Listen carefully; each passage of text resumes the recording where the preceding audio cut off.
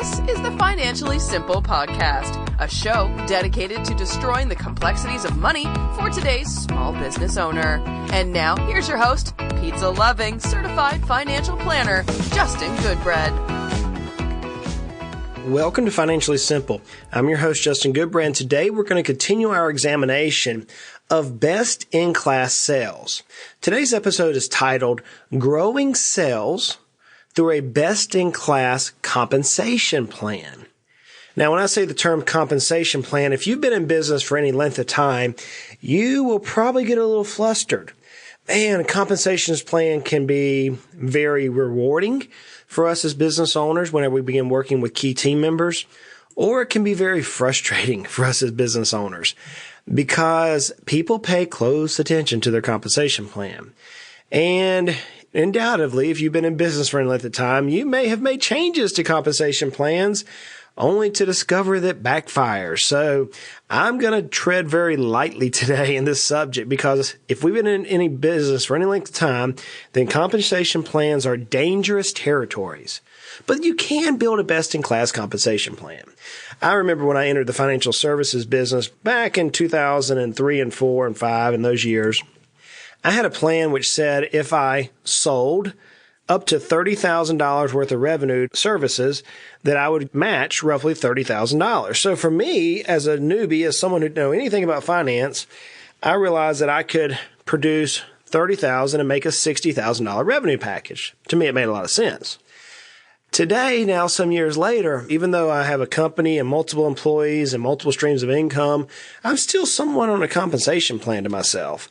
In fact, we've been joking this week in the office. I said, Justin, we're going to turn off your compensation for the foreseeable future. And I started laughing. I said, okay, why?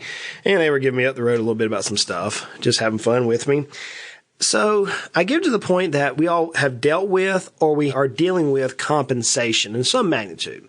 What is a best-in-class plan? Well, there's so many different types of business owners I consult with. It's very near about impossible to give you the perfect compensation plan. I've been on the phone this week and on video conferences with clients who are pool builders, who are car manufacturers, who are dentists, who are veterinarians, who are ditch diggers, literally ditch diggers. I have clients who cut trees down. I have clients who do landscaping. I have clients who are in medical, entrepreneur doctors. We have clients in all sorts of fields. So it's hard to say that one compensation plan is better, but we can lay some ground rules. And we realize in these ground rules that this is what we're striving for. So there are some objectives that we need to meet whenever we're designing a compensation plan. So I'm going to give you a couple here. I'm going to give you 7 different objectives. So the first one is a good compensation plan should increase morale. It should add good morale for the entire team. That's a good compensation plan. A good compensation plan should increase or magnify excellent or outstanding work ethic. We've all seen those individuals who are really, really, really good at working, and we've seen those individuals who are really poor at working. And a compensation plan should magnify or help increase the quality of a good work ethic. It should reinforce team participation. We shouldn't create islands within our organization is what I'm trying to get at there. It should enhance communication between all parties, upline, downline, across all avenues within the corporation or your organization, depending on what you have. It should promote a useful exchange of information. I mentioned last episode that your sales arena, your sales team, your sales processes is your leading indicator for your marketing department. And so a good compensation plan should also help exchange useful information. It should improve the overall sales of the organization, not just the parties to whom it directly impacts. And ultimately, number 7, it's got to improve the gross profit of the company. So those are the objectives we're trying to reach. We're trying to increase morale, magnify good work ethic, increase or reinforce team participation, open up communication. We're trying to get useful information going around all parties. We are trying to increase the overall sales of the company or organization, and we're trying to ultimately increase or bolster the gross profits of the organization. But how do you do that? Man, that's a lot of work to do with a compensation plan. I'm going to give you some areas that I've found work really good. Now, this is not the be-all, end-all. It's not. I recognize that. I recognize that all people who are listening to me have various specialties, various niches, and various needs. But here's some guidelines you can use to help build that best-in-class compensation plan. So step 1, You want to determine the compensation for your sales team based on discussions with other key leaders in your area, other businesses in your area. It's not a bad idea to know who your competition is. And friends, it's even further not a bad idea to have relationships with your competition. You're like, Justin, that's foreign to me. Well, it shouldn't be. It should be to where we are working in relationship with those who are in direct competition so we can improve each other. You may look and you say, what is the competition paying? The best people, their outstanding personnel. You don't want the average. You want the best. What are they paying them? Are they typically doing it like on a commission basis, like on a percent style commission basis? Are they doing it on gross sales or gross profit? Are they paying on gross sales or gross profit? Are the employees or these sales individuals working as independent contractors, like 1099 subcontractors, or are they actually employees? Are there prepaid expenses, or do they actually even worry about expenses? How is the total compensation calculated, and are there any fringe benefits? Those are some of the key areas that I would have conversation with other key businesses that are competition or very similar to what you deal with. So that's step number one, is you want to reach out to other businesses in your area and find out, what are they doing? You want to find your best-in-class businesses and just talk. I would dare say most best-in-class businesses have the giver's gain mentality. They have the mentality of sharing the seed corn. I gave that example some while back. And I'm going to explain that one more time here. I heard this analogy my dad used to tell me. He said, son, there's an old farmer who every year wins the state best tasting corn. Every year he wins it.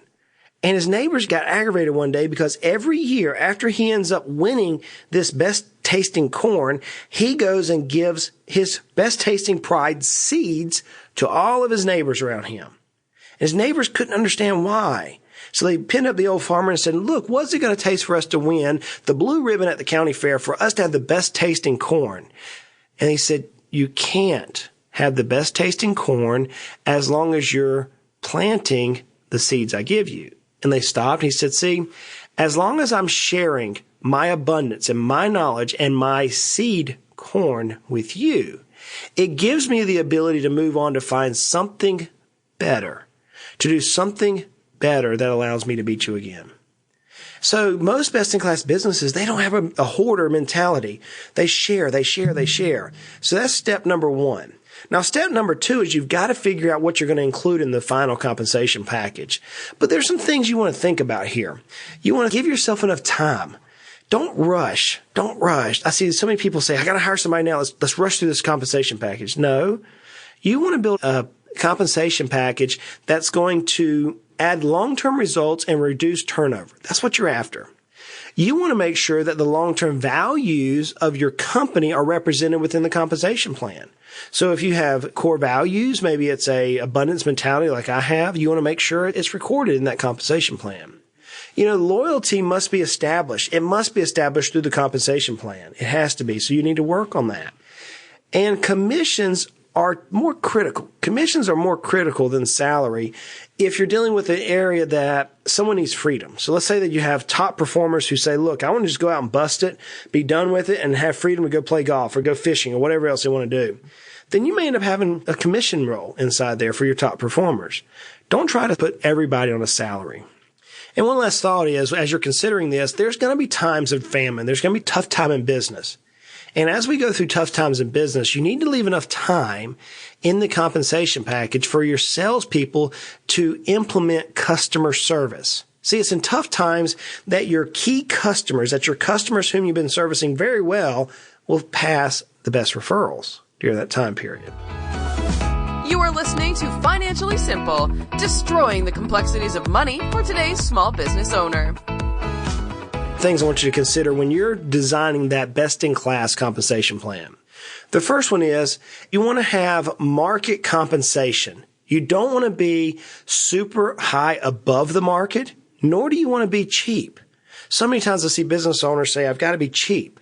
No, you want to be at the market, maybe even at the top of the market, but you want to have market compensation on the position. You may need to have a draw. If you've never heard that term before, it's where you give a base account. I'm going to overly simplify this. You say that somebody goes out and produces $50,000 in one big lick and that's their compensation. You may not give them the full $50,000. You may only give them half of that and keep $25,000 in an account to help them weather the downturns or those slower months that are up ahead of them. That's a draw-based compensation. That's overly simplified. There's all various renditions of that. You may consider a salary, straight salary. If you're not dealing with a high D personality, you may have a straight salary. Or you may go straight commission. Or you may do a combination of the two. You may do a salary plus commission. You have to determine whether or not you're going to have prepaid expenses, or you can even cover any expenses. In my first days in the financial world, the expenses were on me. Now, I learned real quick that the more money I spent, the more money I made. Some places don't work that way, so you may end up having to have prepaid expenses. Will you ever offer stock ownership in your company to those worthy individuals, those people who are top salespeople? What are you going to do for special recognition? Someone once said that we never forget the way people made us feel. We never forget the way people made us feel. What are you going to do for special recognition to make your team feel rewarded, valued? Are you going to pay for vacations? Are you going to pay bonuses if they hit certain things? And are you going to add any additional benefits like health insurance, 401k, disability, paid time off? Those are some areas that you ought to consider when you're building this best-in-class sales compensation plan. But that leaves me with some final thoughts that I want to give you as you begin thinking through this. Remember that a compensation plan will be under constant evaluation because companies will change over time because the market's going to change. Not the stock market. I'm not talking about that. I'm talking about the business market will morph. I was writing in my book and I was giving an example, which is hopefully going to come out here soon. But I was writing in the book and I was giving an example of Blockbuster and how it didn't morph. It didn't change. And instead, Redbox and Netflix now predominantly provide entertainment in the movie business. Blockbuster could be there, but they didn't. Another one, though, that did change is 3M. I actually mentioned this in the book. See, 3M used to be mining. It used to be a mining company. I was at the dentist just this morning, and I looked over and I saw 3M on a particular thing they had on their tray. 3M is even in dentistry supplies because they've morphed over time.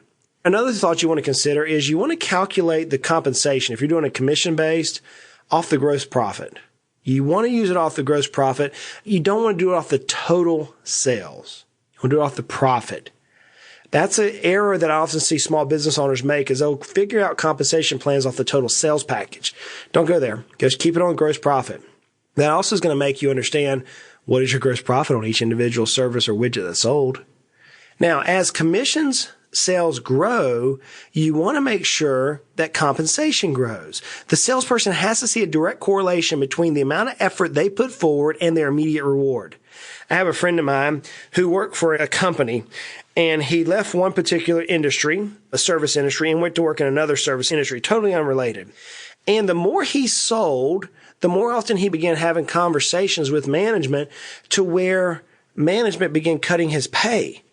And he's like, this doesn't make any sense. The more I sell, I should make more money. Why are you de-incentivizing me?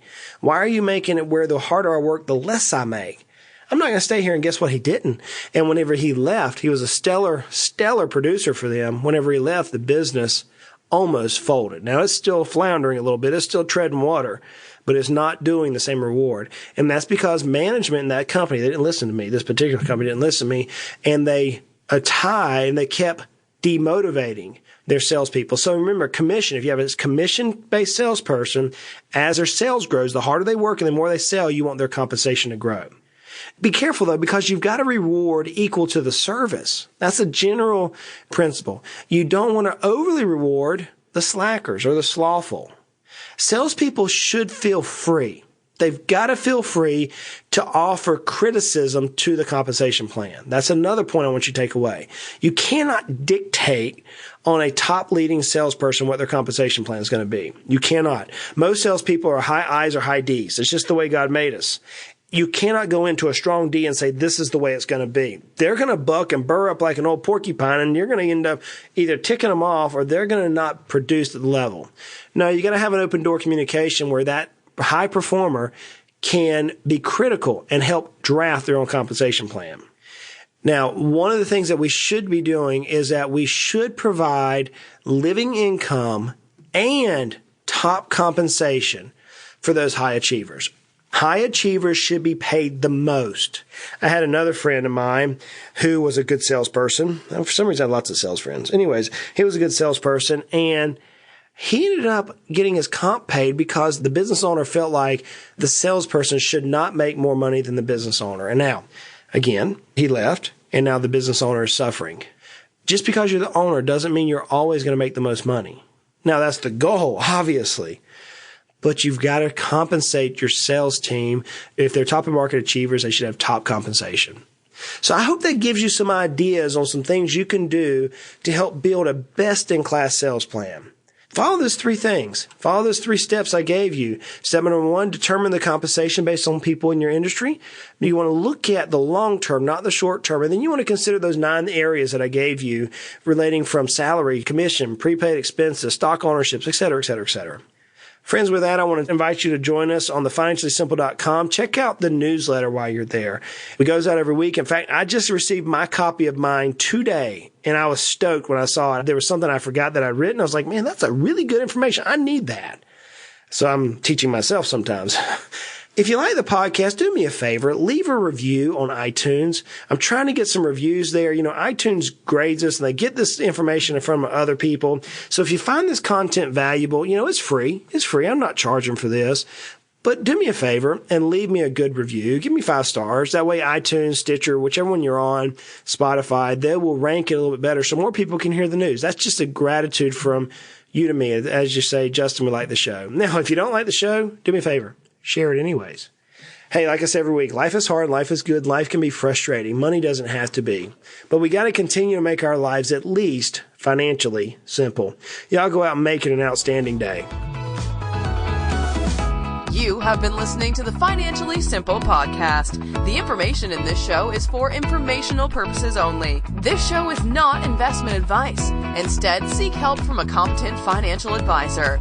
Justin Goodbread, CFP, is an investment advisor representative of Heritage Investors, a registered investment advisor.